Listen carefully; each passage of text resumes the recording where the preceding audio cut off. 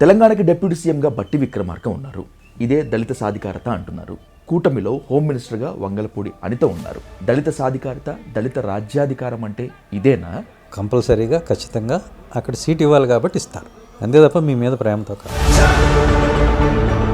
Already దళిత వాడలు ఉండగా మళ్ళీ కొత్త దళిత పంచాయతీలు ఏంటి?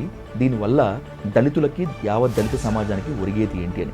మాదిగగూడెం కావచ్చు, మాలపల్లి కావచ్చు, రెల్లిగూడెం కావచ్చు, ఊరికి దూరంగా ఉన్నప్పుడు దాన్ని ఒక పంచాయతీ చేసుకుంటే రాజ్యం నీదవుతుంది కదా. మీరు నిత్య దరిద్రంలో ఉంటూ, మురికిలో ఉంటూ, రోజు అడుక్కునేలాగా ఉండి. నిజంగా చంద్రబాబు గారు దీని పట్ల అంత హానెస్ట్గా ఉన్నారా? చంద్రబాబు నాయుడు గారికి మాలంటే ఇష్టం ఉండదా? అంబేద్కర్ గారు నీకు ఓటు ఇచ్చింది బార్గెన్ చేయమని. అందుకని బ్లైండ్ లాయల్టీస్, బ్లైండ్గా ఎగనెస్ట్గా ఉంటాం, ఇవన్నీ కూడా తెలివైన వాళ్ళ లక్షణం కాదు. అత్యంత ఉన్నతమైన ఆశయంతో మీరు ప్రారంభించినటువంటి ఎయిమ్ అంబేద్కర్ ఇండియా మిషన్ ఇప్పుడు బలహీనమైంది అని అంటారు.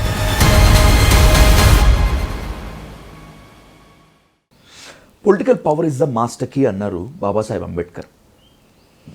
ఈ బాటలో నడిచినటువంటి చాలామంది దళిత సామాజిక వర్గం నుంచి ఎమ్మెల్యేలు అయ్యారు, ఎంపీలు అయ్యారు, డిప్యూటీ సీఎంలు అయ్యారు.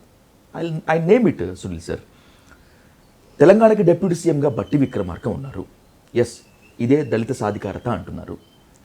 జగన్మోహన్ రెడ్డి హయాంలో కొంతమంది దళితులు హోమ్ మినిస్టర్లుగా ఉన్నారు, డిప్యూటీ సీఎంలుగా ఉన్నారు. ఈరోజు ఆంధ్రప్రదేశ్లో కూటమిలో హోమ్ మినిస్టర్గా వంగలపూడి అనిత ఉన్నారు. దళిత సాధికారత, దళిత రాజ్యాధికారం అంటే ఇదేనా?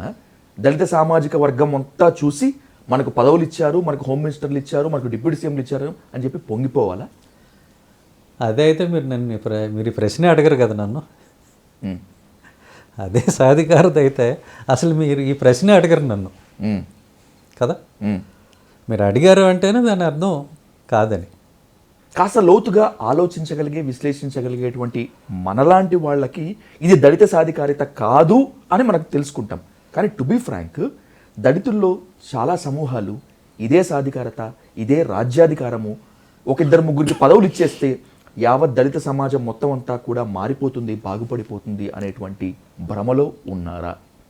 మీకు ఒకటే చెప్తాం, ఈ మాత్రం రిప్రజెంటేషన్ ఎందుకు ఉందంటే కాన్స్టిట్యూషనల్ గ్యారంటీ ఉంది కాబట్టి, రిజర్వేషన్ అనేది ఉంది కాబట్టి, కంపల్సరీగా ఖచ్చితంగా అక్కడ సీట్ ఇవ్వాలి కాబట్టి ఇస్తారు, అంతే తప్ప మీ మీద ప్రేమతో కాదు. అది గుర్తుపెట్టుకోండి. నెంబర్ 1. ఈ రిజర్వేషన్ లేనివి నాకు తెలిసి జిల్లా సహకార సంస్థలు, డిస్ట్రిక్ట్ కోఆపరేటివ్ బ్యాంక్స్ అంటారు కదా, వాటిలో రిజర్వేషన్ లేదు. మీరు చూసారా ఎప్పుడైనా జిల్లా సహకార బ్యాంక్ చైర్మన్గా దళితుడు అవటం ఎక్కడైనా ఎప్పుడైనా చూసారా? చూపించండి నాకు. రిజర్వేషన్ లేకపోతే దళితుల పరిస్థితి అది. అంటే అక్కడ సమర్థుడైన వాడు దొరకలేదని కాదు కదా, లేకపోతే ఇక్కడ ఎమ్మెల్యేలుగా, ఎంపీలుగా పోటీ చేయడానికి సమర్థులైన వాళ్ళు దొరికారని కాదు కదా. అది తప్పదు కాబట్టి ఇస్తారు, అంతే. ఏ పార్టీ అయినా ఓపెన్లో ఎందుకు ఎవరు? ఎగ్జాక్ట్లీ. దళితుల మీద ప్రేమ ఉంటే ఓపెన్లో ఎందుకు ఎవరు? తప్పని దీన్ని ఏమంటారంటే తప్పనిసరి తద్దినం అంటారు. ఇవ్వాలి కాబట్టి ఇస్తారు. అందులో కూడా కాస్త నోరు వాయిలేనాడు మంచాడు. మంచాడు అంటే దాని అర్థం తన సొంతంగా ఏమీ ఆలోచించలేనివాడు. అలాంటి వాడిని వెతికి ఇస్తారు. కూర్చోంటే కూర్చొని, లేవంటే లేచేవాడికి ఇస్తారు. అందుకే వీళ్ళు పార్లమెంట్లో కానీ, అసెంబ్లీలో కానీ నెంబర్ ఉంటుంది, 20 మంది. అక్కడ ఒక 3, 4, 5 పార్లమెంట్లో ఉంటారు. కానీ వాళ్ళు ఎప్పుడన్నా లెగిచి దళితుల సమస్యల మీద ఇదేంటి అదేంటి అని మాట్లాడిన దాఖలాలు ఏమైనా ఉన్నాయా? ఉంటే నాకు ఫుటేజ్ చూపించండి. మాట్లాడారా? వీళ్ళు మాట్లాడతారు ఎప్పుడంటే అవతల పార్టీలో ఉన్న దళితుని తిట్టడానికి మాత్రం మాట్లాడతారు. లేదు, అవతల పార్టీలో ఉన్న పెద్ద నాయకుడిని ఏమన్నా తిట్టాలంటే దళితులు వీళ్ళని వాడతారు. ఈ 2 సందర్భాలకే తప్ప దళితుల సమస్యలు రిప్రజెంట్ చేయడానికి, మాట్లాడటానికి వీళ్ళకి అవకాశం ఎక్కడుంది? మన పల్లెటూళ్ళలో మీరు చూసే ఉంటారు, దూడపోయి గేదె పాలు దాక్కుండగా ఒక ఏజ్ వచ్చిన తర్వాత దానికి కుర్తి పెట్టేసి తర్వాత మూతికి చిక్కం వేసేస్తారు. ఆ నెమ్మది పాలు మర్చిపోయి కుర్తి తాగుతూ ఉంటుంది. అట్లా చిక్కాలు ఉంటాయి. ఓకే. సో అది మాట్లాడడానికి ఉండదు. కాబట్టి మీరు దాన్ని రిప్రజెంటేషన్ అని అనుకోవాలంటే అది రిప్రజెంటేషన్ కాదు, అది ఎంపవర్మెంట్ అంతకన్నా కాదు.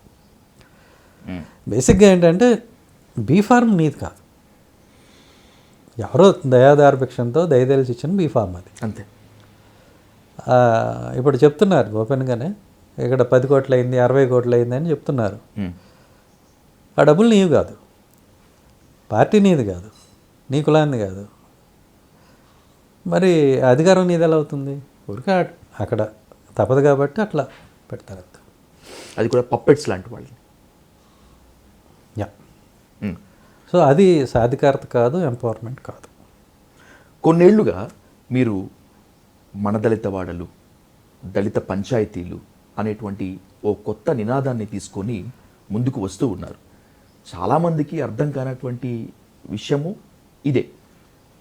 ఆల్రెడీ దళిత వాడలు ఉండగా మళ్ళీ కొత్త దళిత పంచాయతీలు ఏంటి, దీనివల్ల దళితులకి యావత్ దళిత సమాజానికి ఒరిగేది ఏంటి అని. Can you explain your mission very briefly? Yeah, తప్పకుండా అండి. ఇప్పుడు మనకున్న డిజడ్వాంటేజ్ని అడ్వాంటేజ్గా మలుచుకోవటమే విజేతల లక్షణం, రైట్? ఈ పెసిమిస్టిక్ థింకింగ్ లేకపోతే విక్టిమ్ పోర్ట్రైట్ ఇవి మంచివి కాదు, ఇవి అనవసరమై. ఇప్పుడు కథ మీరు చూడండి, చాలా సభల్లో మనల్ని మాట్లాడేది అంతా కూడా అందరినీ బ్లేమ్ చేయటమే ఉంటుంది. మనకి 2000 సంవత్సరాలు మూతికి ముంత, ముడ్డికి తాటాకు కట్టారు, అది ఇది ఇదే ఉంటుంది ఎంతసేపు. ఓకే, అది సమస్య ఉంది, అయిపోయింది, దానికి సొల్యూషన్ మాట్లాడాలి కదా. నీ దగ్గర ఉన్న సొల్యూషన్ ఉంటే మాట్లాడు. ఎంతసేపు రెడ్లని, కమ్మవారిని, ఇంకొకళ్ళని విమర్శిస్తూ కూర్చుంటే నీకు వచ్చేదేంటి? బ్రాహ్మణులు వాళ్ళు తిడతా ఉంటే నీకేంటి వచ్చేది? అనవసరం అవన్నీ, అదంతా నెగిటివ్ థింకింగ్. నీకేం కావాలో నువ్వు నిలబడి నీకు సాధించుకోవాలి. అది నీకు చేత కాకపోతే వాళ్ళని వీళ్ళని తిడితే ఏం ఉపయోగం? నువ్వు సొల్యూషన్ ఇవ్వాలి. ఒక నాయకుడిగా నువ్వు ఒక సభలో మాట్లాడుతున్నావు, ఒక సమూహాన్ని ఉద్దేశించి మాట్లాడుతున్నప్పుడు, వాళ్ళ వాల్యుబుల్ టైం తీసుకున్నప్పుడు వాళ్ళకి ఒక సొల్యూషన్ చెప్పాలి, ఒక యాక్షనబుల్ ప్లాన్ ఇవ్వాలి. ఇది మీరు చేయగలిగింది ఇవ్వాలి. అంతేగాని వాళ్ళని తిట్టి వీళ్ళని తిట్టి ఎంతకాలం తిట్టుకుంటూ పోతాం? అది అనవసరం. సో ఇంతకుముందు చెప్పేదేంటి, మనల్ని ఊరికి దూరంగా ఉంచారని వాపోతూ ఉంటారు. దాన్ని అడ్వాంటేజ్గా తీసుకోవాలి. ఎస్, జియోగ్రాఫికల్గా ఊరికి దళితవాడ దూరంగా ఉంది. అదే మీరు గ్రామంలో అందరితో కలిసి ఉన్నారనుకోండి, మిమ్మల్ని ఒక పంచాయతీగా చేయటం ఇంపాసిబుల్ కదా. ఎగ్జాక్ట్లీ. దూరంగా ఉంచడం వల్ల మాదిగగూడెం కావచ్చు, మాలపల్లి కావచ్చు, రెల్లిగూడెం కావచ్చు, ఈ హ్యాబిటేషన్ మాలా, మాదిగ, రెల్లి అందరూ ఊరికి దూరంగా ఉన్నప్పుడు దాన్ని ఒక పంచాయతీ చేసుకుంటే రాజ్యం నీదవుతుంది కదా, పరిపాలన నీదవుతుంది కదా, నిధులు నీకు వస్తాయి కదా. ఆ రకంగా నిన్ను నువ్వు పరిపాలించుకునే అవకాశం దొరుకుతుంది దానివల్ల. మనవాడ, మన పంచాయతీ, మన పాలన. అక్కడ మాదిగలు ఎక్కువ ఉంటే మాదిగలే పరిపాలించుకుంటారు, వాళ్ళే వార్డు మెంబర్స్ అవుతారు, వాళ్ళే సర్పంచ్లు అవుతారు. ఓకే. మాళ్ళు ఎక్కువ మంది ఉంటే వాళ్ళే సర్పంచులు, వార్డు మెంబర్లు అవుతారు, వాళ్ళే పరిపాలించుకుంటారు. మీకు నిధులు రావాలి అని అంటే ఒక బ్యాంక్ అకౌంట్ ఉండాలి కదా. సో ఆ బ్యాంక్ అకౌంట్ ఈ పంచాయతీకి ఉంటుంది. దాన్ని నీ నిధులను నువ్వు ఖర్చు పెట్టుకోవాలంటే నీకు అధికారం ఉండాలి. ఆ అధికారం ఈ సర్పంచ్ పదవి ఇస్తుంది. నిధులు నీకేమన్నా ఎక్కడి నుంచో రావాలో అక్కర్లేదు. ఆల్రెడీ ప్రతి సంవత్సరం కూడా SC ST sub component plan నుంచి 20,000 కోట్లు ప్రభుత్వం పక్కన పెడుతుంది. అందులోంచి ఒక 5,000 కోట్లు ఇచ్చినా కూడా ఇప్పుడు ఏర్పడే దళిత పంచాయతీలకి తలా 2 కోట్లు వస్తాయి. మీరు చెప్తున్నటువంటి విధానము సమాజాన్ని పూర్తిగా కులాలమయం చేయటం మాత్రమే కాకుండా కులాలుగా విడగొట్టినట్టుగా అనిపించదా? ఇది 2000 సంవత్సరాల క్రితం నేను పుట్టలేదు. 2000 సంవత్సరాల క్రితం నేను దళిత వాళ్ళు ఎలా దూరంగా ఉండాలని నేను డిసైడ్ చేయలేదు. అది ఎవరైతే చేశారో వాళ్ళు విడగొట్టారా, నేను విడగొట్టానా? సరే, అది అయిపోయింది. స్వాతంత్రం వచ్చి 75 సంవత్సరాలు దాటిపోయింది. మరి 75 సంవత్సరాల్లో ఈ ఊరు వాడ ఎందుకు కలవలేకపోయినాయి? అది నేనే చేశానా? సో నేనేం చెప్తున్నానంటే, ఎవరిని వాళ్ళు పరిపాలించుకోవాలి దామాషా ప్రకారం అనే కదా మనం అందరం మాట్లాడుకునేది. ఇప్పుడు వర్గీకరణ అనేది కూడా మేమెంతో మాకంత అంతే కదా. నేను చెప్పేది కూడా అదే. ఇందులో విడిపోవటం ఏముంది ఒకటి. రెండవది, మామూలు పంచాయతీకి ఒక 20 లక్షలు 25 లక్షలు పన్నుల ద్వారా ఇతరత్ర వాళ్ళకి ఆదాయం ఉంటుంది సంవత్సరానికి, అంతకు మించి ఉండదు. ఇదే దళిత వాడికి 2 కోట్లు వస్తాయి. ఈ 20,000 కోట్లోంచి జస్ట్ 1/4 పక్కన పెడితే, ఒక 5,000 కోట్లు పక్కన పెడితే, ఓకే, కొత్తగా ఏమీ బడ్జెట్ అవసరం లేదు. Already SC ST sub plan sub component నిధులు కేటాయిస్తే అవి చాలు. సద్వినియోగం అవుతాయి. ఓకే, సద్వినియోగం అవుతాయి. దీని గురించి దళిత లీడర్స్ అనేవాళ్ళు ఎందుకు మాట్లాడరు తర్వాత నాకు గుర్చండి, నేను చెప్తాను, మనం డివియేట్ అవ్వకుండా. రైట్. సో గ్రామ పంచాయతీ ఉంది, పక్కనే దళితవాడ పంచాయతీ ఉంది. వాళ్ళ ఆదాయం 25 లక్షలు, మీ ఆదాయం 2 కోట్లు without any tax collection, without any aid from central government or state government. కేంద్ర నిధులు రాష్ట్ర నిధులు ఏమీ లేకుండా SC ST sub component plan నుంచే వచ్చే నిధుల్లోంచి మీకు 2 కోట్లు వస్తుంది. రైట్. వచ్చినప్పుడు ఆ పక్కనే ఉన్న గ్రామం సర్పంచి వచ్చి మిమ్మల్ని సహాయం అడుగుతాడా? మీరు ఎదురైతే నవ్వుతా పలకరిస్తాడా? ఆయన దగ్గర 2 కోట్లు ఉన్నాయి, మీ దగ్గర 2 కోట్లు ఉన్నాయి, నేను గ్రామ సర్పంచ్ని, పక్క గ్రామ సర్పంచ్ని, ఏమి మీరు ఎదురైతే నేను నవ్వుతా పలకరిస్తానా లేదా మొహం తిప్పుకుని పోతానా? ఖచ్చితంగా గౌరవ మర్యాదలు ఉంటాయిగా. ఉంటాయి. నేను వచ్చి మిమ్మల్ని ఏం అడుగుతాను? ఏమా మీకు 2 కోట్లు వచ్చినాయి కదండి, రోడ్డు కనెక్టింగ్ రోడ్డు ఉంది కదా మీ మాదిగపల్లికి మా మెయిన్ గ్రామానికి, ఆ రోడ్డు మొత్తం ఊరి దాకా మీరు వేస్తే బాగుంటుందండి, మీ దగ్గర డబ్బులు ఉన్నాయి మా దగ్గర లేవు కదా అంటాడు. మరి కలుస్తారా విడిపోతారా? కలుస్తాం కదా.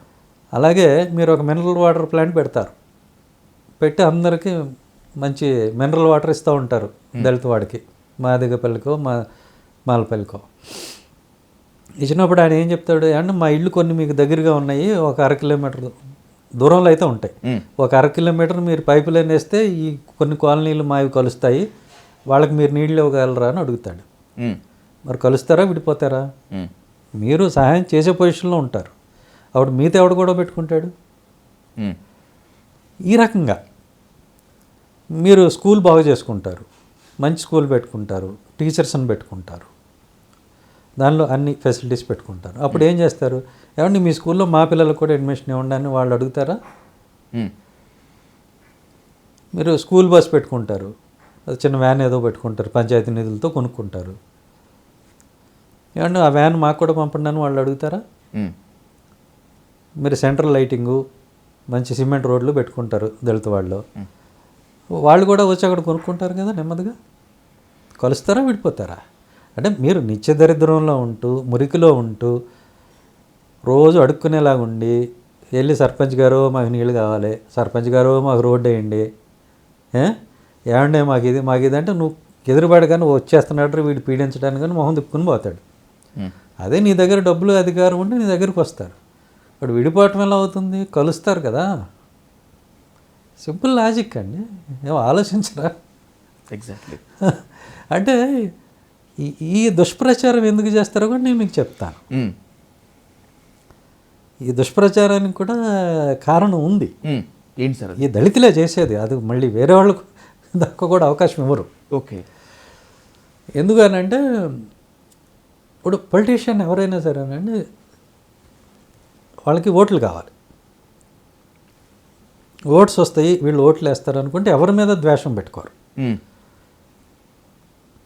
చాలామంది అంటారు, అంటే ఉన్న దుష్ప్రచారం కూడా నేను చెప్తున్నా, చంద్రబాబు నాయుడు గారికి మాలంటే ఇష్టం ఉండదని ఒక ప్రచారం ఉంది. అది కరెక్ట్ కాదంటాను నేను. ప్రచారం బలంగా ఉంది. అది కరెక్ట్ కాదు. అంటే ఆయన ఒక పొలిటీషియన్, ఒక పొలిటికల్ పార్టీ రన్ చేస్తున్నారు, ఆయనకు అందరు ఓట్లు కావాలి. మేము మీకు ఎట్టి పరిస్థితుల్లో ఓట్లు వేయము, మేము ఎప్పుడు కాంగ్రెస్నే నమ్ముకున్నాము, మేము ఈ పార్టీకి తప్ప ఎవరికి వేయమని అంటే మీలో రాజకీయ చైతన్యం ఉన్నట్ట లేనట్ట? లేనట్టే లెక్క. మీ ఓటు దేనికి వాడాలి? కలెక్టివ్ బార్గెనింగ్కి వాడాలి. సరే సార్, మేము నమ్ముకున్న పార్టీని వదిలి మీకు ఓటేస్తాము, మీరు మాకు ఏమిస్తారు? ఏమిస్తారంటే 500 బిర్యానీ ప్యాకెట్ అవి కాదు. ఏం చేస్తారు? మా దళితవాడ పంచాయతీ ఇస్తారా? మాకు నిధులు ఇస్తారా?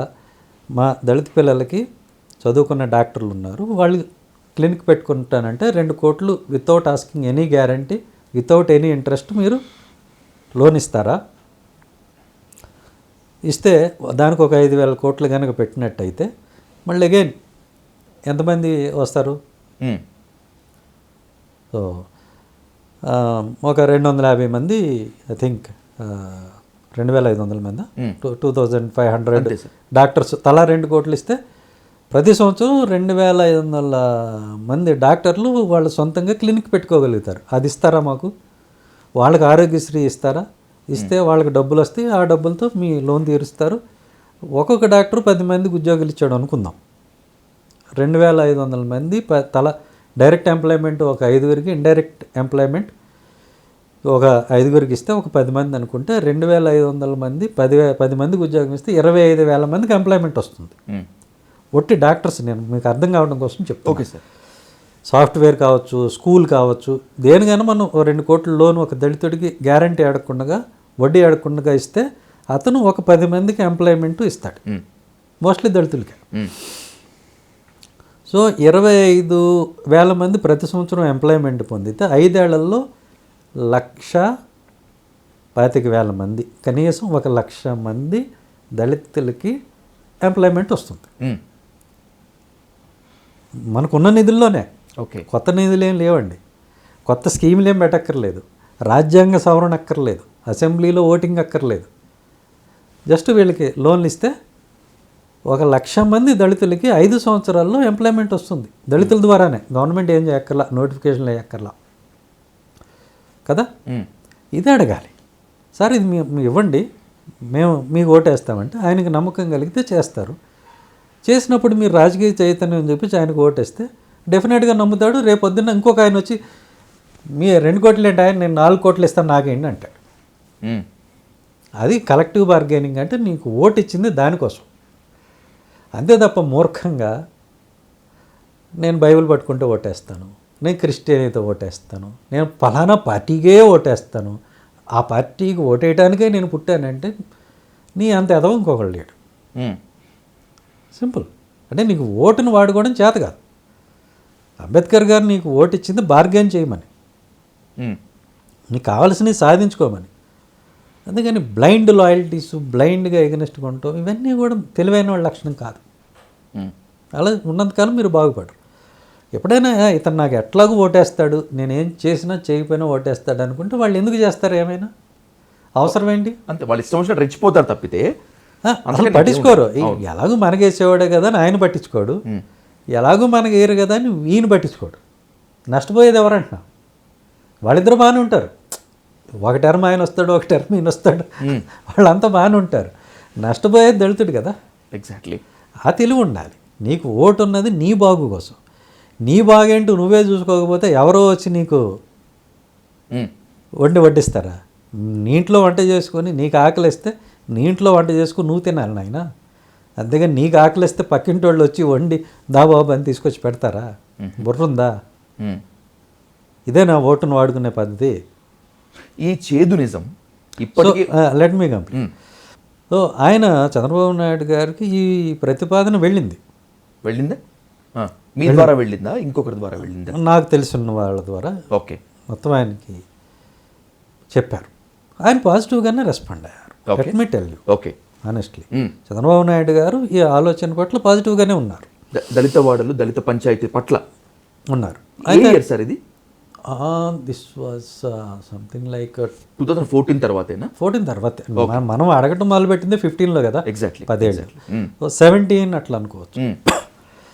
అయితే ఆయన స్టైల్ ఆఫ్ ఫంక్షనింగ్ ఏంటంటే, ఏదైనా ఒక డెసిషన్ తీసుకునేటప్పుడు సీనియర్స్ అనే వాళ్ళని వెళ్ళి ఆ సామాజిక వర్గానికి చెందిన వాళ్ళని పిలిచి వాళ్ళ ఒపీనియన్ అడుగుతారు. ఓకే. ఆయన యూనిలేటరల్గా డెసిషన్స్ తీసుకోరు, అంటే నాకు తెలిసి ఉన్నది. అట్లా కొంతమంది దళిత సామాజిక వర్గానికి, మాలా మాదిగ సామాజిక వర్గానికి చెందిన వాళ్ళని పిలిచి అడిగితే వాళ్ళు అబ్బాయి ఏం అక్కర్లేదు సార్ మాకు, రిజర్వేషన్లే బాగున్నాయి పంచాయతీల్లో. దట్ మీన్స్ దళిత సామాజిక వర్గానికి చెందినటువంటి ఎమ్మెల్యేలను, ఎంపీలను, మంత్రులను పిలిచి అడిగారు. కొంతమందిని అడిగారు. చంద్రబాబు గారు అడిగారు, ఇది అక్కర్లేదు, మేము ఇప్పుడు రిజర్వ్డ్ స్థానాల్లో మేము పంచాయతీ ప్రెసిడెంట్లుగా ఉండి అన్ని కులాల మీద మేము ఆధిపత్యం చెలాయిస్తున్నాము, అది పోతుంది దళితవాడ పంచాయతీ అయితే అని అన్నారు. అన్నవాళ్ళు కూడా నాకు చెప్పారు మేము అన్నామండి అని. అంటే ఒకసారి ఆలోచన చేయండి, మీరు మీ ప్రతినిధులని ఎన్నుకున్నటువంటి వాళ్ళు ఎలా ఆలోచిస్తున్నారు, ఏం చేస్తున్నారు అనేది దళితులందరూ ఆలోచించుకోవాలి. నువ్వు ఎన్నికయ్యేది ఒక రిజర్వ్డ్ స్థానంలో, నిజంగా రిజర్వ్డ్ స్థానంలో ఎన్నికైన వ్యక్తి అధికారాన్ని చలాయించడం మీరు ఎప్పుడైనా చూసారా? ఒక రబ్బర్ స్టాంప్గా ఉంటాడు నామకే వస్తే. ఎమ్మెల్యేలు ఎంపీలే మాట్లాడట్లేదు అసెంబ్లీలో, ఈయన చెప్తాడు పంచాయతీల్లోనంటే వీళ్ళు పెత్తనం చెలాయిస్తున్నారట.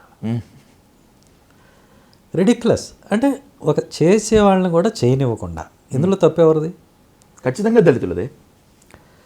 వాళ్ళు ఆయనతో అలా అన్నారు, ఆయన కూడా ఆలోచనలో పడ్డాడు. వీళ్ళే వద్దంటున్నారు, సునీల్ కుమార్ ఒకటే కావాలంటున్నాడు అని చెప్పి ఆయన వదిలేశారు. Sir I'm point outing you once again, నిజంగా చంద్రబాబు గారు ఈ ఈ దీని పట్ల అంత హానెస్ట్గా ఉన్నారా?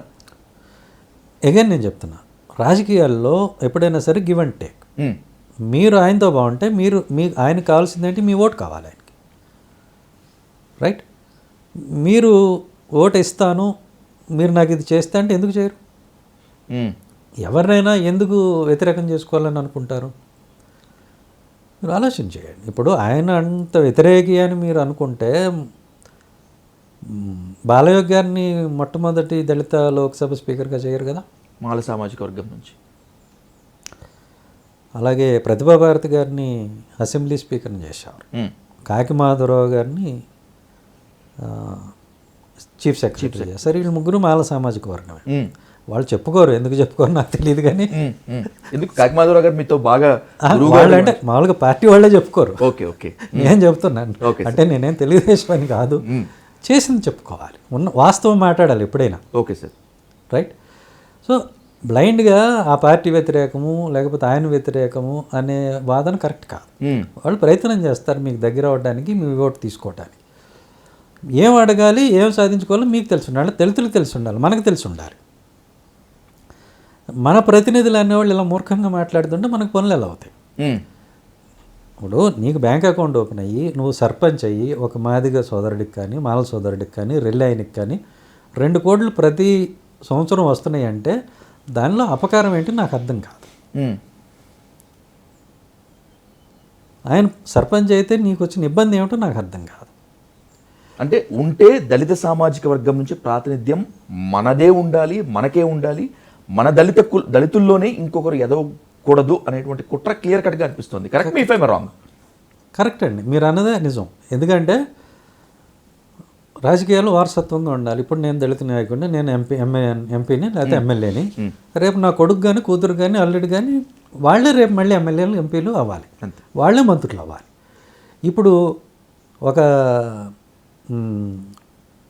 నియోజకవర్గం తీసుకున్నట్లయితే, అసెంబ్లీ నియోజకవర్గం మనం తీసుకున్నట్టయితే ఒక 75-80 గ్రామాలు ఉంటాయి. అంటే 2-3 గ్రామాలు కలిపి ఒక పంచాయతీ కూడా ఉన్నాయి కాబట్టి యావరేజ్ చూసుకుంటే ఒక 60 పంచాయతీలు అయితే మినిమం ఒక నియోజకవర్గంలో ఉంటాయి, రైట్? 60 పంచాయతీల్లో 60 దళిత వాళ్ళు ఉంటాయి. మాదిగా పేట కావచ్చు, మాలపేట కావచ్చు, ఉంటాయి 60. కొన్ని చోట్ల మాదిగలు ఉంటారు, కొన్ని చోట్ల మాలలు ఉంటారు.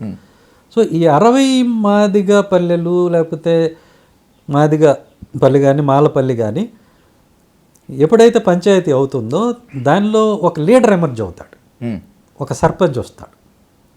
సో 60 మంది లీడర్స్ తయారవుతారు ఒక నియోజకవర్గంలో. ఈ 60 మంది ఇప్పుడు ఉన్నటువంటి సిట్టింగ్ ఎమ్మెల్యే, ఈ పార్టీకి ఒక అయినా ఆ పార్టీకి ఒక అయినా ఒక వారసత్వం నడుస్తూ ఉంటుంది కదా, ఇటొకళ్ళు అటొకళ్ళు ఉంటారు, ఇద్దరు ఉంటారు, ఎప్పుడు వీళ్ళే ఉంటారు, లేకపోతే వీళ్ళ పిల్లలు ఉంటారు. వాళ్ళకి ఈ 60 మంది నాయకుల్లోంచి ఒక 10 మంది అయినా కాంపిటీషన్ వస్తారుగా, మేక్ అవుతారు. క్లియర్ కట్గా మాట్లాడుకోవాలంటే రాజకీయ అనుభవం ఉంది, ప్రజల్లో పలుకుబడి ఉంటుంది, సర్పంచ్గా ఇలా చేశాడు అలా చేశాడనే పేరు ఉంటుంది, డబ్బులు ఉంటాయి. ఎందుకంటే 5 ఏళ్లలో 10 కోట్లు ఖర్చు అవుతాయి కదా, దానిలో అతనికి కాంట్రాక్టర్ ఎవరో ఒకటి కాంట్రాక్ట్ ఇస్తాడు, ఆ కాంట్రాక్టర్ దగ్గర డబ్బులు ఉంటాయి, ఆ కాంట్రాక్టర్ ఇతనికి చేదోడు వాదోడుగా ఉంటాడు, 4 డబ్బులు ఆడుతూ ఉంటాయి, అతను మరి వీళ్ళకి ప్రమాదం కదా. Sir I love your honesty. Chandrababu గారి విషయంలో మీరు ఇంత హానెస్ట్గా ఉంటానే నేనే ఆశ్చర్యపోయాను. ఇదే హానెస్ట్ నాకు ఇంకొక క్వశ్చన్కి ఆన్సర్ కావాలి సునీల్ సార్. మీరు చెప్పినటువంటి ఈ దళితవాడల పంచాయతీకి సంబంధించి నాకు తెలిసి దాదాపు జీవో వచ్చినంత పనైంది జగన్మోహన్ రెడ్డి గారి హయాంలో. Somebody has stopped it. మళ్ళీ తర్వాత మీరు ప్రెజర్ పెడితే ఇది కరెక్ట్ కాదు అని చెప్తే వాళ్ళ మేనిఫెస్టోలో పెట్టారు. అన్ఫార్చునేట్లీ ఆ గవర్నమెంట్ పోయింది కాబట్టి బహుశా అది రాలేదు అనుకుందాం. జగన్మోహన్ రెడ్డి నిజంగా సానుకూలంగా ఉన్నారా? ఆయన సానుకూలంగా ఉంటే అడ్డు వేసింది ఎవరు ఎపిసోడ్లో? ఖచ్చితంగా ఏం జరిగిందో తెలియదు. ఆయన అయితే సానుకూలంగా ఉండబట్టే కదా మనకి మేనిఫెస్టోలో పెట్టారు. దానికి ముందు జీవో కావాల్సింది కదా. కరెక్ట్. అంటే మీరు చూడండి, ఇప్పుడు దళితుల్లో ఈ సెంటిమెంట్ బలంగా ఉంది. మాల కావచ్చు, మాది కావచ్చు, అందరిలో కూడా మనవాడ పంచాయతీ అయితే మనవాడ, మన పంచాయతీ, మన పాలన, మన నిధులు మనకే వస్తాయి అనే ఆలోచన మాదిగ సోదరుల్లో ఉంది, మాలల్లో ఉంది, రెల్లి సోదరుల్లో ఉంది, అందరిలో ఉంది. కాబట్టి మనం శ్రీకాకుళంలో మన 2018లో మీటింగ్ పెట్టినప్పుడు 50,000 మంది వచ్చారు. మహాసంకల్ప సభ మీరు చూడొచ్చు ఇప్పుడు కూడా, ఎగ్జాక్ట్లీ టిప్స్ కానీ అవి కానీ. మొన్న ఎలక్షన్ ముందు మనం పాయకరావుపేటలో పెట్టినప్పుడు 30,000 మంది వచ్చారు. మన దగ్గర నిధులు లేవు, అరాకొర అప్పు చొప్పు చేసి అప్పు నుంచి బయటపడడానికి నాకు ఒక 5 ఏళ్ళు పడుతుంది. జన సమీకరణ లేకుండానే జన సమీకరణ చేసేంత సత్తా మనకు లేదు, గుర్తుపెట్టుకోండి. వాళ్ళకి డబ్బులు ఇచ్చేంత సత్తా మనకు అసలు లేదు. డబ్బులు ఇవ్వటం అనేది బియాండ్ అవర్ లిమిట్స్. మహా అయితే కొంత ట్రాన్స్పోర్టు, ఒక మంచినీళ్ళ బాటిల్, ఆ స్టేజీ, లైటింగు, మేకు తప్ప మనం చేయగలిగింది ఏమీ లేదు. అంతే మనం పెట్టిన ఖర్చు. అంతకుమించి మనం ఖర్చు పెట్టం. ఇది ఎవరికి లాభం అని ఎవరు డబ్బులు ఇస్తాడు? ఏదైనా ఒక వేరే కులానికి లాభం అయితే ఆ కులం డబ్బులు ఇస్తుంది. ఏదైనా ఒక ఇండస్ట్రియలిస్ట్కో మరొకటికో లాభం అయితే ఆయన డబ్బులు ఇస్తాడు. ఇది దళితులకు మాత్రమే లాభం. ఎవరిస్తారు డబ్బులు? దళితుల దగ్గర ఉన్నవే అంతంత మాత్రం, వాళ్ళు మాత్రం ఎక్కడి నుంచి ఇస్తారు? అప్పుడు ఉన్నవాళ్ళే మెంబర్సే తలా కాస్త వేసుకుని, నేను కొంత వేసుకుని, మా దగ్గర డబ్బులు ఉన్నప్పుడే మీటింగ్ పెడతాం, లేకపోతే గమ్మున ఉంటాం. మళ్ళీ దాని మీద ఒక ప్రచారం, ఇదిగో వీళ్ళు పలానా పార్టీ కోసం మౌనంగా అయిపోయారు, నువ్వు డబ్బులు ఇవ్వరా, రోజు పెడతాం మేము మీటింగ్. డబ్బులు లేకనే కదా ఇదంతా. మేము ఎంత జాబ్ చేస్తామో వాళ్ళకి అర్థం కాదు. సో ఈ సెంటిమెంట్ అనేది బలంగా ఉంది. నేను ఎందుకు చెప్తున్నా అంటే, ఈ సభలు సక్సెస్ అయినాయి అంటే నేనేం పెద్ద సినిమా స్టార్ని కాదు, నేను పెద్ద చరిష్మా ఉన్న వ్యక్తిని కూడా కాదు, నేను మామూలు మనిషిని. అంతమంది జనం ఎందుకు వచ్చారు అంటే సిద్ధాంతం నచ్చి వచ్చారు. అంబేద్కర్ గారు చెప్పినటువంటి రాజ్యాధికారం సాధించండి, దానికి మీరు దారులు వెతుక్కోండి అన్నటువంటి ఆ మహనీయుని మాటలు నమ్మి వచ్చారు, నా కోసం రాలా. అలాగే కాన్షీరామ్ గారు చెప్పినటువంటి మార్గంలో మనం పోరాడుతూ ఉండాలి కంటిన్యూస్గా, రకరకాల మార్గాల ద్వారా సమీకరణ చేసుకోవాలని వాళ్ళు ఏర్పాటు చేసిన దారిని బట్టి వాళ్ళందరూ వచ్చారు. వాస్తవంగా నాకు ముందుకు వచ్చి మాట్లాడటం, ఇవి చేయటం కూడా నాకు ఇష్టం లేదు. నేను అనుకున్న దారి ఇది కాదు, తప్పనిసరి రావాల్సి వచ్చింది. నేను తెర వెనకే ఉండి ముందు ఎవరైనా ఒకళ్ళు ఇద్దరు మంచి లీడర్స్ని పెట్టి నడిపిస్తే బాగుంటుందనే ఉద్దేశంతో నేను ప్రారంభమయ్యాను. అది ఎవరికి అందరికీ అంగీకారయోగ్యమైన వాళ్ళు ఎవరో దొరక్క తప్పనిసరి పరిస్థితుల్లో నేను తెర ముందుకు రావాల్సి వచ్చింది. ఇది నాకేం సౌకర్యం కాదు, రైట్? ఓకే. అండ్ నేను దీని నుంచి ఇంతకుముందు మళ్ళీ చెప్తున్నాను, మళ్ళీ నేను ఎమ్మెల్యేగా ఏ పార్టీ నుంచి పోటీ చేయను, ఎంపీగా పోటీ చేయను. That's my question to. మీరు 2018 శ్రీకాకుళంలో జరిగినటువంటి ఆ మహాసంకల్ప యాత్ర క్లియర్ కట్గా చెప్పారు, నా ఊపిరున్నంత వరకు నేను వేరే ఒక పార్టీ జెండా నేను కప్పుకోను, మోయను, వేరే పార్టీ తరపున ఎంపీగా ఎమ్మెల్యేగా కంటెస్ట్ చేయను అని చెప్పి. ఈ రోజుకి ఇప్పటికీ మీరు అదే మాట మీద ఉన్నారా? మళ్ళీ మొన్న కూడా చెప్పా, మొన్న మీటింగ్లో రావులపాలెంలో అనుకుంటా, మళ్ళీ చెప్పాను, మర్చిపోయారేమో అని. అదే స్టాండ్లో ఉన్నా. కారణం ఇదే, ఇప్పుడు వాళ్ళు ఎమ్మెల్యే ఎంపీ అవడానికి నేను వ్యతిరేకం కాదు, కానీ ఎమ్మెల్యే ఎంపీ అయిన తర్వాత దానివల్ల ప్రయోజనం ఉండాలి. ఆ ప్రయోజనం ఎవరికి ఉండాలి? నాకు, నా కుటుంబానికి కాదు, మొత్తం దళిత సమాజానికి ఉండాలి. మనం ఎవరి తరఫునైతే రిప్రజెంటేటివ్గా ఉన్నామో వాళ్ళ సమస్యలు మనం మాట్లాడగలగాలి. అరే ఏమవుతుంది ఇప్పుడు చూస్తున్నారు కదా, జరుగుతున్నది చూస్తే ఆ నమ్మకం లేదు కదా. ఎగ్జాక్ట్లీ. అందువల్ల పదవులు తీసుకున్న వాళ్ళు జాతి కోసము, కులం కోసము, దళిత సమాజం కోసం మాట్లాడే సందర్భాలు చాలా తక్కువ లేవు. సో దట్స్ వై మీరు ఈ స్టేట్మెంట్ ఎప్పుడు మాట్లాడతారు? ఒక నాయకుడిని తిట్టడానికి, ఈ పార్టీ ఉంటే ఆ పార్టీ నాయకుడిని, ఆ పార్టీ ఈ పార్టీ నాయకుడిని తిట్టడానికి తిట్టించడానికి తప్పితే వేరే వాడుకోరు. దానికోసం ఎందుకు మనం అవటం? పర్పస్ అది కాదు కదా. అందుకోసం నేను వ్యతిరేకం. నా ఎజెండా ఇది. సో ఈ ఎజెండా మిమ్మల్ని ఎంపీగా కంటెస్ట్ చేయమని చెప్పి నాకు తెలిసి టీడీపీ అడిగింది, వైసీపీ అడిగింది, ఇంకొన్ని పార్టీలు కూడా అడిగి ఉండవచ్చు. మీరు నిర్ద్వందంగా ఆ ఎంపీ క్యాండిడేట్గా కంటెస్ట్ చేయటానికి తిరస్కరించడం, ఆ తిరస్కరణ వెనుక ఇదే లక్ష్యమా? ఇదే కారణం. పిలిచినప్పుడు టికెట్ ఇచ్చినప్పుడు అంతా బాగానే ఉంటుంది. తర్వాత మాట్లాడాల్సి వచ్చినప్పుడు విప్ అంటారు, లేకపోతే పార్లమెంటరీ పార్టీ నాయకుడు ఎవరో ఉంటారు, ఆయన అనుమతితో మాట్లాడాలంటారు. ఎందుకు ఈ సబ్జెక్ట్ అంటారు, ఇలాంటివన్నీ ఉంటాయి. అవన్నీ వర్కౌట్ కావు. దానికోసమే వద్దనుకున్నది. సో మనం ఎంతకాలం ఇట్లా ఎక్కడో ఒక దగ్గర దళిత సమాజానికి మేలు జరుగుతుంది అని చెప్పి అనుకున్నప్పుడు పందా మార్చుకునేందుకు ఛాన్స్ ఉంటుందా? ముందు ఎజెండా అమలు కావాలి. ఎజెండా అమలు కావాలి. దళితవాడలు పంచాయతీలు కావాలి. అధికారం అనేది డిస్ట్రిబ్యూట్ కావాలి. కేంద్రీకృతం కాకూడదు. నా దగ్గర మీ దగ్గర ఒకళ్ళ దగ్గర కాకూడదు. అందరికీ డిస్ట్రిబ్యూట్ అవ్వాలి. అన్ని మాదిగ పల్లెలకి, మాలపల్లెలకి, రెల్లిగూడెలకి అధికారం చేరాలి, డబ్బులు చేరాలి. అంటే యాజ్ ఎ హోల్ కమ్యూనిటీ బాగుండాలి. అదైతే సరిపోతుంది. ఇప్పుడు నేను ఎమ్మెల్యే అవ్వాలి, ఎంపీ అవ్వాలి అని రూల్ ఏముంది? ఎందుకు అవ్వాలి? అవ్వకపోతే నష్టం ఏంటి? వీళ్ళందరికీ అధికారం అందకపోతే నష్టం, వీళ్ళందరికీ నిధులు అందకపోతే నష్టం. చదువుకున్నటువంటి ప్రొఫెషనల్స్ అయినటువంటి దళిత యువతకి, దళిత ప్రొఫెషనల్స్కి డబ్బులు అందకపోతే నష్టం. దానికోసం మనం పోరాటం చేయాలి, దానికోసం బార్గెన్ చేయాలి. దళిత వాడల్ని పంచాయతీలుగా గుర్తించేందుకు, చేసేందుకు చంద్రబాబు నాయుడు గారు నిజాయితీగా ముందుకొచ్చారు. అక్కడ దళితులే అడ్డుకట్ట వేశారు. జగన్మోహన్ రెడ్డి గారు జీవోగా తీసుకొద్దాం అనుకున్నారు, అక్కడ కొంతమంది అడ్డుకట్ట వేశారు. అట్లీస్ట్ మేనిఫెస్టోలో పెట్టారు. ఇది గతం సునీల్ సార్. రాబోయేటువంటి రోజుల్లో TDP, YCP, Janasena or some other party మీ డిమాండ్ని యాక్సెప్ట్ చేసి yes this is the right demand అని కనుక మేనిఫెస్టోలో పెట్టడం మాత్రమే కాకుండా ప్రజల కోసం, ప్రజల మధ్య ఉండి వాగ్దానం చేస్తే what is your stand? What will be your stand? చెప్పా కదా, మన మేడం గారి దగ్గరికి వెళ్ళారు మా వాళ్ళు, పురంధేశ్వర్ గారు. సార్ ఇలా వెళ్తున్నాం అంటే వెళ్ళండి అని చెప్పా. మేడం కనుక ఒప్పుకుంటే ఏం చేయమంటారు సార్ అన్నారు. బీజేపీ కండువాలు భుజాన్ని మెడలో వేసుకుని రండి అని చెప్పాను. మనకు కావాల్సింది ఎజెండా. ఆ ఎజెండాని అమలు చేసే పార్టీ ఏదైతే మనకేంటి, మనకేమి కులం, మతం, ప్రాంతం ఇవన్నీ ఏం లేవు. మనకి only agenda. I'm very clear.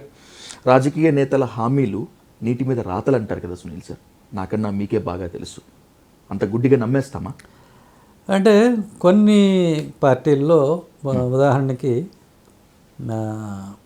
ఒక్క ఓటు 2 రాష్ట్రాలు అని కాకినాడలో వాళ్ళు చెప్పగలిగారు.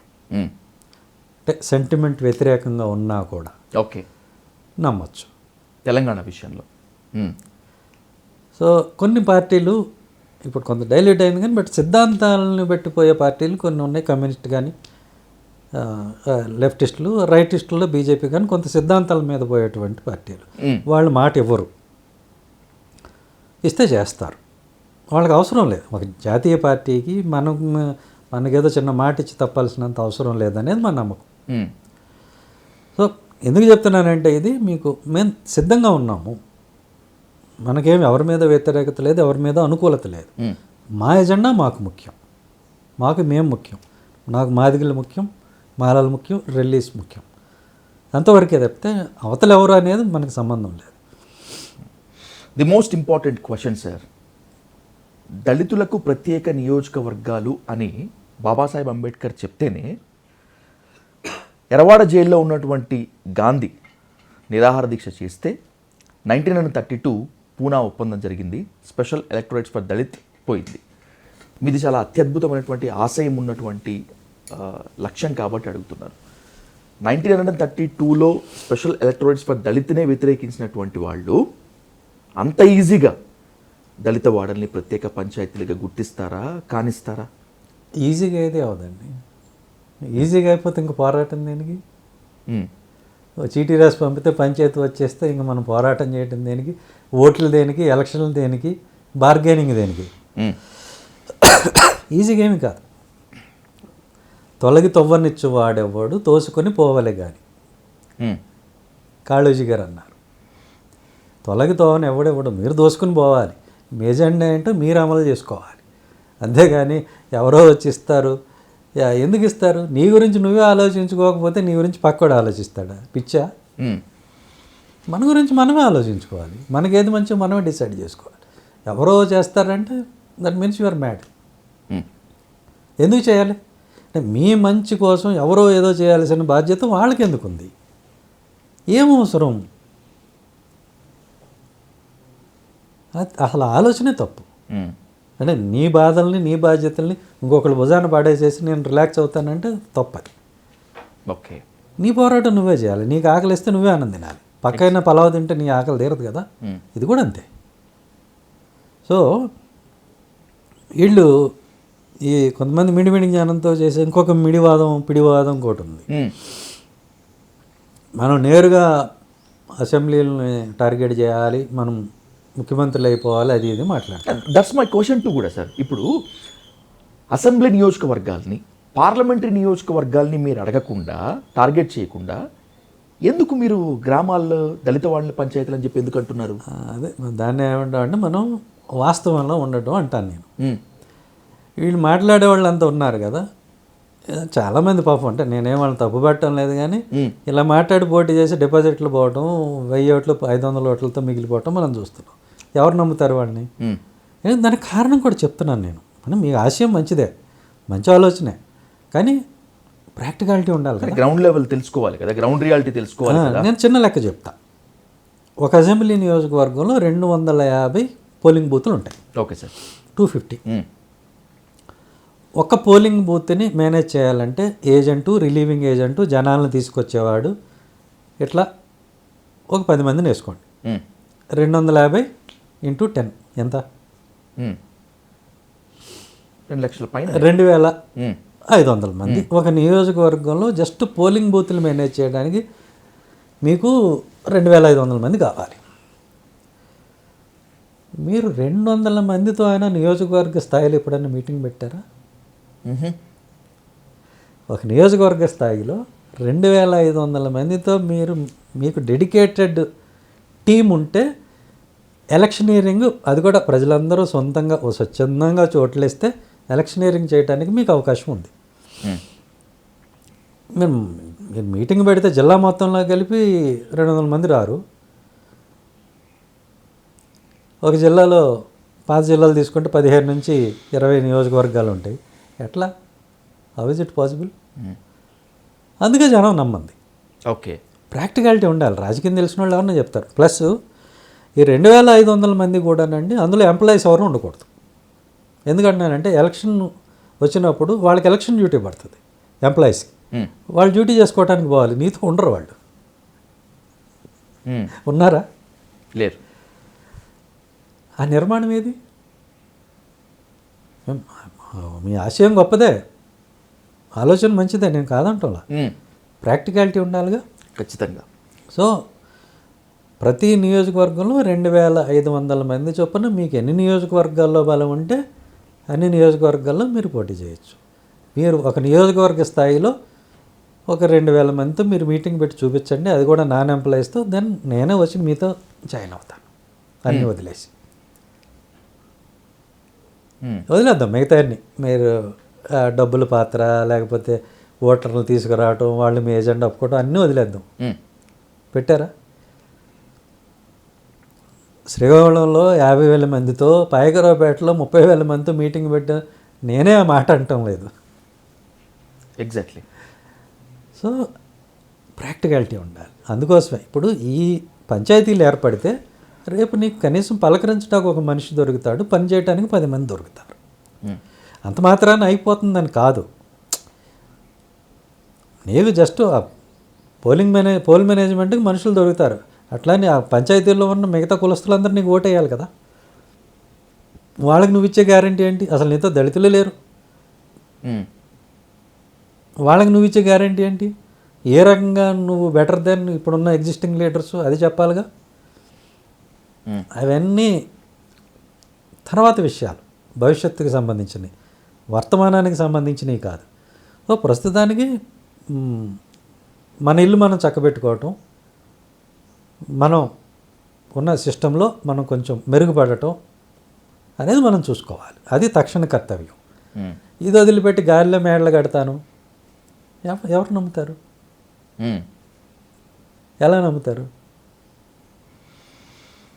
ఇవి కానీ మినిమం ఈ కాలిక్యులేషన్స్ మినిమం అర్థమెటిక్ లేకుండా మాట్లాడతారు. అందుకే వాళ్ళు అబాస్ పాలు అవుతారు. ఉన్న దళిత రాజకీయాలు అన్నిటిని కూడా అబాస్ పాలు చేస్తారు. అదంతా ఇప్పట్లో అవ్వదు. సో దాని గురించి యూపీలో అయింది అని అంటే యూపీలో పరిస్థితులు వేరు. ఓకే, అక్కడున్న పరిస్థితి మరి ఆ ఒక్క స్టేట్ ఎందుకైంది, మిగతా 28 స్టేట్లు ఎందుకు కాలేదు? సో సిచ్యువేషన్ పెక్యులర్గా ఉంటుంది, రాష్ట్రానికి మారుతుంది. అది దృష్టిలో పెట్టుకొని మనం పనిచేయాలి. ఇది ఒక మనిషి వల్ల అయ్యేది కాదు, ఒక రోజులో అయ్యేది కాదు. ఇది నిరంతరం నిర్మాణం చేస్తూ పోతూ ఉంటే మేబీ ఒక 20-25 సంవత్సరాల తర్వాత ఏమైనా కావచ్చు.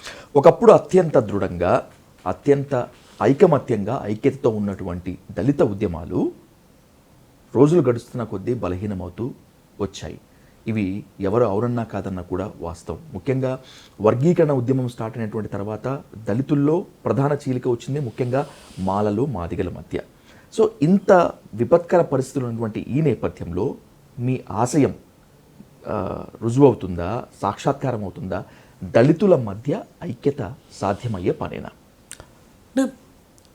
దళితుల మధ్య ఐక్యత అంటే ఏంటి, దేనికోసం అనేది మీరు చెప్పినటువంటి దళితవాడలు మన పంచాయతీ కోసం కావచ్చు, లేకపోతే రాబోయేటువంటి రోజుల్లో ఇష్యూని బట్టి ఉంటుంది ఏదైనా కూడా. ఇప్పుడు వర్గీకరణ సమస్య అంటే ఇద్దరు కలవరు ఆబ్వియస్లీ కదా, అంతే సార్. మీరు ఎత్తుకునే ప్రాబ్లంను ఇష్యూని బట్టి ఉంటుంది. ఇక్కడ ఇష్యూ ఏంటి, మీ మాదిగపల్లి మీకు, మీ మాదిగపల్లి మీకు, మీ రెల్లిగూడెం మీకు, ఎవరిది వాళ్ళకి. సేమ్ వర్గీకరణలో మీరు ఏదైతే మాట్లాడారో అదే కదా ఇది కూడా. మేమెంతో మాకంతా సేమ్ కదా, ఇందులో విభజించాల్సిన అవసరం ఏముంది? ఓకే, ఈ పాయింట్ వరకే ఐక్యత అనండి, ఇంకోటి అనండి, ఈ ఒక్క పాయింట్ వరకే అందరం బాగుపడటం కోసం అందరం ఐక్యం కావాలి, అంతవరకు ఈ పాయింట్ వరకే. తర్వాత ఇష్యూని బట్టి, ఇష్యూ అందరికీ సంబంధించింది అయితే అందరూ కలిసి పోరాడచ్చు, లేదు ఒక పర్టికులర్ వర్గానికి సంబంధించింది అయితే వాళ్ళ వరకే పోరాడచ్చు. ఈ క్రమంలో మిగతా వాళ్ళ మద్దతు కూడా తీసుకొని, మిగతా గ్రామస్తులు, మిగతా కులాలను కూడా కలుపుకొని వాళ్ళకి ఎక్స్ప్లెయిన్ చేసి మేము ఎవరికి వ్యతిరేకం కాదు, ఇది ఈ కారణాలతో ఇలా చేస్తున్నాం అనేది జరగాలని చెప్తున్నా. కేవలం మాదిగ సోదరులు ఒక్కలే కాదు, మిగతా అందరినీ కూడా కలుపుకోవాలి, మిగతా ఉపకులాలని కూడా. ఉపకులాలు, మిగతా కులాలు అంటే సంఖ్యపు ఎక్కువగా ఉన్న కాపు సోదరులు కావచ్చు, రజకులు కావచ్చు, మంగలి, కుమ్మరి, మిగతా బీసీలు, మత్స్యకారులు, యాదవులు, అందరినీ కలుపుకోవాలి దీనికి. గ్రౌండ్ రియాలిటీని, ప్రాక్టికాలిటీని ఎక్కువగా గమనిస్తారు కాబట్టి అదే గ్రౌండ్ రియాలిటీ, ప్రాక్టికాలిటీ మీద నాకు నిక్కచ్చి సమాధానం చెప్పండి సార్. అత్యంత ఉన్నతమైన ఆశయంతో మీరు ప్రారంభించినటువంటి ఎయిమ్ అంబేద్కర్ ఇండియా మిషన్ ఇప్పుడు బలహీనమైంది అని అంటాను నేను. బలహీనం అయితే మొన్న పాయకరావుపేటలో అంతమంది ఎలా వస్తారు, అన్ని వేల మంది ఎలా వస్తారు? ఇప్పుడు బలం చూపించాలంటే మీకు మీటింగ్లే పెట్టాలంటే మనకు ఆర్థికంగా అంత వస్తలేదు, లేకపోతే 1,00,000 మందితో మీటింగ్ నేను ఎప్పుడైనా పెట్టగలను. నేను ఆల్రెడీ పెట్టి చూపించాను కాబట్టి చెప్తున్నా. 50,000 మందితో ఒకసారి, 30,000 మందితో ఒకసారి నేను పెట్టి చూపించాను కదా. రెండింటికి మధ్య 5 సంవత్సరాల గ్యాప్ ఉంది కదా, మరి ఎక్కడ బలహీన పట్టినట్టు? అది కరెక్ట్ కాదు. మనకి వెసులుబాటు. ఇప్పుడు దానికోసమే నేను చెప్పేది ఏంటంటే, మీరు ఎవరైనా సరే మీరు ఒక మీటింగ్ పెట్టుకుంటున్నప్పుడు ఎయిమ్ కార్యకర్తలను మీరు పిలవండి, నాయకుల్ని, మేమేంటో మీకు చెప్తాం. మా మీటింగ్లు అయినప్పుడు అన్ని కులాలు, అన్ని మతాలు, అందరినీ, ఈవెన్ ఆర్ఎస్ఎస్ కావచ్చు, లేకపోతే కమ్యూనిస్టులు కావచ్చు, ఎవరైనా సరే మీరు కూడా రండి, మేమేం మాట్లాడుకుంటున్నామో వినండి, పార్టిసిపేట్ చేయండి. ఇదే నేను కోరుతున్నా. సో బలహీన పట్టడం అనేది ఏం లేదు. సో ఇంకా ఈ దళిత సంఘాలు, ఆయన ఒక సంఘం పెట్టుకున్నాడు, ఎయిమ్లో చేరడు, నో ప్రాబ్లం. మీ సంఘం మీరు నడుపుకోండి, ఈ ఎజెండాను ఆమోదించండి, ఈ ఎజెండా కోసం మీరు కూడా మాట్లాడండి. ఓకే, మీ మీటింగ్ జరిగినప్పుడు పిలవండి, మేము వస్తాం. మీరే మాతో ఉండాలి అని మేమేం నిర్బంధం లేదు. మా మీటింగ్ అయినప్పుడు పిలుస్తాం, మీరు రండి. ఇది మన పద్ధతి. జన సమీకరణ బల నిరూపణ లేకపోవచ్చు, చేయలేకపోవచ్చు, కానీ సిద్ధాంతం మాత్రం దాని పునాదులు చాలా బలంగా ఉన్నాయంటారా? ఏం చాలా బలంగా ఉన్నాయి. సిద్ధాంతం ఉంది కాబట్టి మనం ఈ రోజు వరకు నిలబడగలిగాం. ఈరోజు ఎజెండా ఉన్న ఇంకొకరిని చూపించండి, సంఘాన్ని చూపించండి.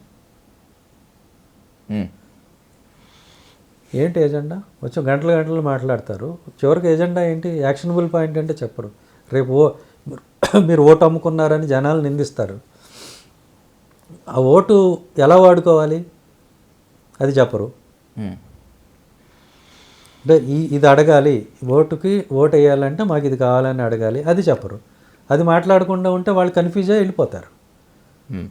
అంటే ఒక నిర్దిష్టమైన ఒక డైరెక్షన్ ఉండాలి. వాళ్ళకి ఏదో ఉంటుంది ఆ రోజుకి స్టాండ్, దాంతో వచ్చి కాసేపు ఆయన తిడతారు, కాసేపు ఈయన తిడతారు, కాసేపు ఇద్దరిని తిడతారు, పోతారు. అది కరెక్ట్ కాదు కదా. ఎవరిని తిట్టద్దు. నేను చెప్పేది ఏంటంటే, ఊరికే ఒక పార్టీని, ఒక కులాన్ని, ఒక నాయకుడిని విమర్శించే పని మనం పెట్టుకోవద్దు. మనకేం కావాలో చేయించుకోవాలి. వాళ్ళని తిడితే నీకేం వస్తుంది? ఏమన్నా వస్తుందంటే చెప్పు, ఇది లాభం అంటే పని చెయ్యి. ఏం లాభం? సుప్రీంకోర్టు కూడా అన్నది అదే, చనిపోయింది నిజమైనప్పుడు చంపిన వాళ్ళు ఎవరు ఉండాలి కదా. ఒక మనిషి వాడికాడు పొడుచుకొని చచ్చిపోలేదు కదా. సో అప్పుడు నాకు ఏమనిపించిందో వాస్తవంగా అది యథాతథంగా నేను రాశాను. రాయటం కూడా ఇదే చుండూరు సంఘటనని ఒక పెత్తందారీ కులం వ్యక్తి ఎలా చూస్తారు వాళ్ళ దృష్టిలో ఈ ఇష్యూ ఎలా ఉంటుంది. మనకు అబ్బో ఇది అయిపోయింది, అది అయిపోయింది, చంపేశారు, అది ఇదని మనకు అనిపిస్తుంది. వాళ్ళు ఎలా చూస్తారు? వాళ్ళు చాలా లైట్గా చూస్తారు. అది ఫస్ట్ అదే ఎత్తుకున్నా. ఈ యాంగిల్లోంచి చెప్పడం ఈజీ, విక్టిమ్ యాంగిల్లోంచి.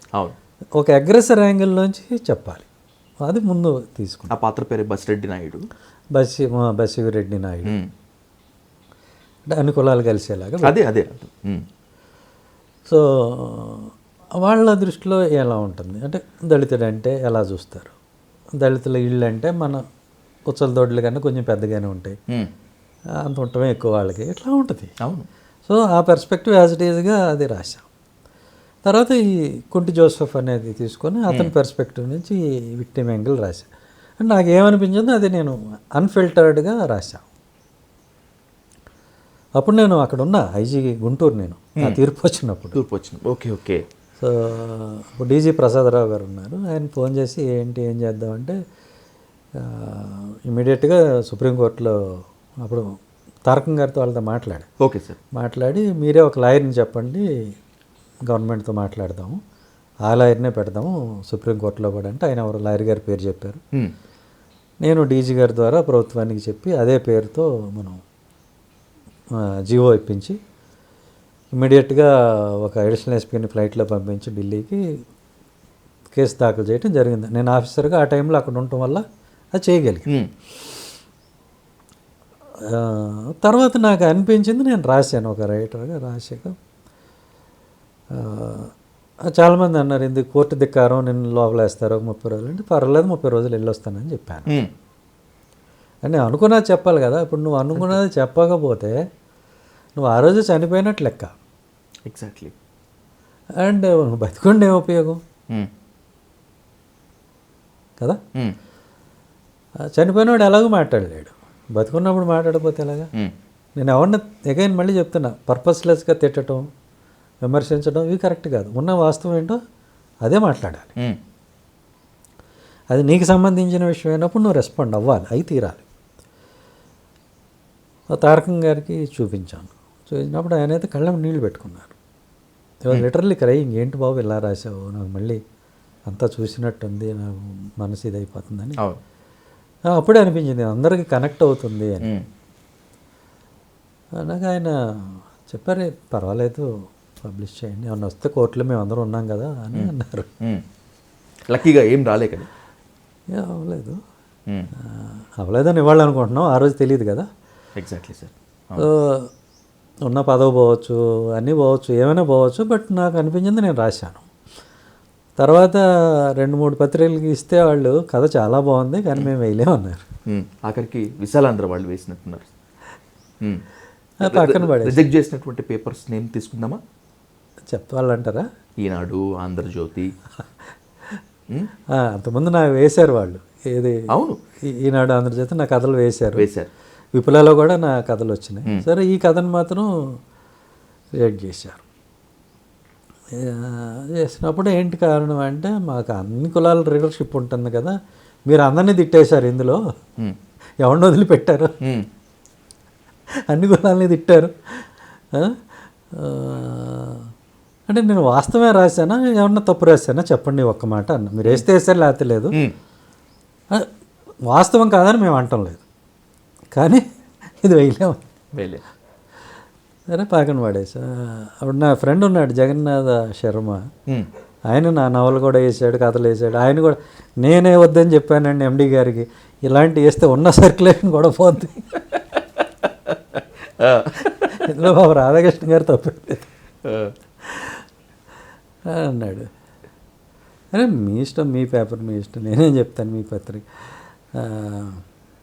నేను ఎడిటింగ్ కూడా ఒప్పుకోను ఈ కథ విషయంలో. ఒక లైన్ కానీ వర్డ్ కానీ మార్చనని కూడా చెప్పా. అంటే అంత అక్కర్లేదు, అసలు మొత్తం వేయనంటుంటే ఇంకో పక్కన పాడేస్తే. ఇప్పుడు పెనుగొండ లక్ష్మీనారాయణ అని మిత్రుడు ఉన్నాడు, అరసం అభ్యుదయ రచయితల సంఘం, గుంటూరులో ఉంటారు ఆయన. ఊరికి ఆయనకి ఇచ్చా, ఇస్తే చదివి చాలా బాగుంది, ఇది వేయాలండి. ఎవడో వేయట్లేదండి, అందుకే పక్కన పాడేశాను అని చెప్పా. లేదు లేదు నేను ముత్యాల ప్రసాద్తో మాట్లాడతాను అని విశాలాంధ్ర ఎడిటర్ ఆయనకి ముత్యాల ప్రసాద్కి ఇస్తే ఆయన ఎడిటర్గా ఒక ముందు మాట రాసి మరీ వేశాడు. గ్రేట్. కమ్యూనిస్టులు మెచ్చుకోవాలి, ఎవరూ తోడు లేని టైంలో వాళ్ళు మనకు తోడు ఉంటారు. Okay okay. సో వేయటము, ఆ తర్వాత దాన్ని అందరూ లక్షల కొద్దీ ప్రింట్లు చేసుకోవటం, ఫోటోస్టాట్లు చేసుకోవటం. ఆ కథ ప్రింట్ కూడా మేము 1,00,000 కాపీల పైనే చేసాం. ఇప్పటికి ఇంకా అడుగుతున్నారు, మళ్ళీ రీప్రింట్లు చేస్తూనే ఉన్నాం. అది ఎమోషనల్గా కనెక్ట్ అయింది అందరికీ. దాని ప్రాసంగికత, ఆవశ్యకత ఇప్పుడు ఉంది, ఇక ముందు కూడా ఉంటుందని బలంగా నమ్మకం అయింది కదా. ఉంటుంది. సో అట్లా ఈ దళిత పర్స్పెక్టివ్లో ఇంకా మంచి కథలు కూడా రాశాను దానికన్నా, కానీ అది అందరికీ ఎమోషనల్గా బాగా కనెక్ట్ అయింది. Exactly sir. రైటర్స్ బ్లాక్ వచ్చిందా ఇప్పుడు? రాయటం మానేశారు?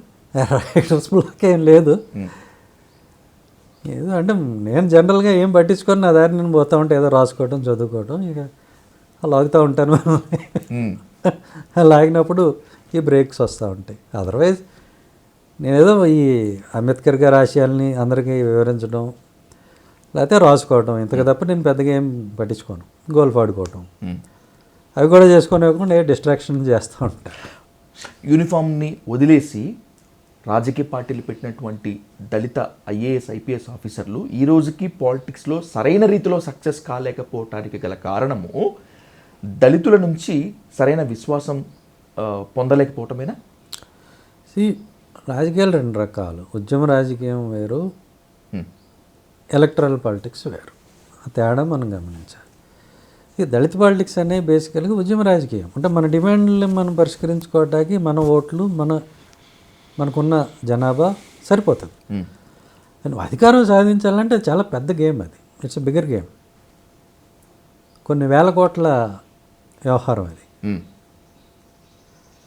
సో మన దగ్గర చెప్పాను కదా ఆల్రెడీ, ఒక నియోజకవర్గంలో ఎలక్షన్ బూత్ మేనేజ్మెంట్కే మీకు 2,500 మంది ఉండాలి. మీ దగ్గర 250 మంది కూడా లేరు. ఎట్లా సక్సెస్ అవుతామని అనుకుంటున్నారు? అండ్ అది బిగ్ గేమ్. అందరినీ కలుపుకోవాలి, అన్ని కులాలని కలుపుకోవాలి. ఇప్పుడు నేను కలుపుకునేది కూడా కేవలం ఈ ఎజెండా కోసమే నేను మిగతా వాళ్ళ సపోర్ట్ అడుగుతున్నా. దాదాపు ఇప్పుడు అయిపోతారని కూడా నేను చెప్పటంలా. అలా మన ఎజెండాని వాళ్ళు బలపరిచి, వాళ్ళ ఎజెండాని మనం బలపరిచి, ఇప్పుడు తెల్లారి పొద్దున కల్లా కాపు సీఎం అయిపోతాడో నేను కూడా అంటంలా. బట్ దళితవాడి పంచాయతీ అయితే అవుతుంది. ఆ రకంగా కలిసిమెలిసి పని చేసుకోవటం అనేది జరుగుతుంది. ఇది ఒక ప్రాసెస్. అది ఎప్పటికీ అవుతుంది అనేది వాళ్ళ ముఖ్యమంత్రి అవ్వాలని ఏ సామాజిక వర్గం అనుకుంటుందో వాళ్ళు చేసుకునే పనిని బట్టి ఉంటుంది. నా ఎజెండా చిన్నది.